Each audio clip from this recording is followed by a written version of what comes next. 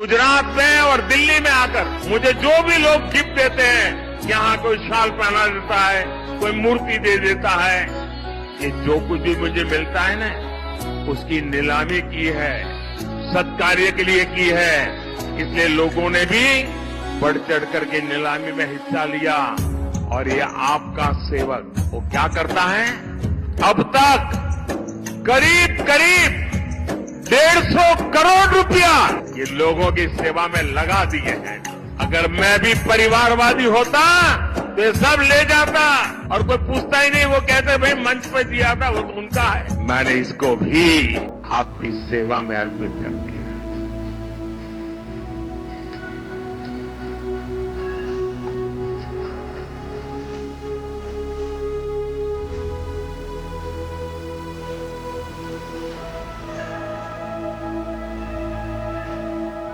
राम इसलिए नहीं पूजे जाते कि उन्होंने कौशल्या की कोख से जन्म लिया।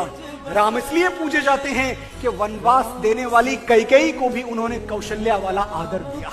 राम इसलिए नहीं पूजे जाते कि जानकी जैसी देवी से विवाह रचाया। राम इसलिए पूजे जाते हैं कि अहिल्या जैसी समाज की ठुकराई हुई स्त्री को भी उन्होंने देवी कह के बुलाया। राम इसलिए नहीं पूजे जाते कि दशरथ जैसा चक्रवर्ती सम्राट उनका पिता है।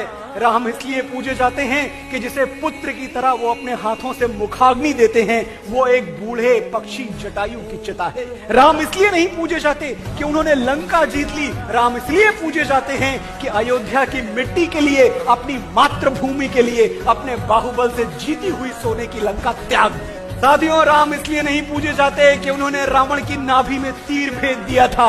राम इसलिए पूजे जाते हैं कि उस प्रकांड विद्वान से जीवन की शिक्षा लेने के लिए उन्होंने लक्ष्मण को उसके चरणों में भेज दिया था।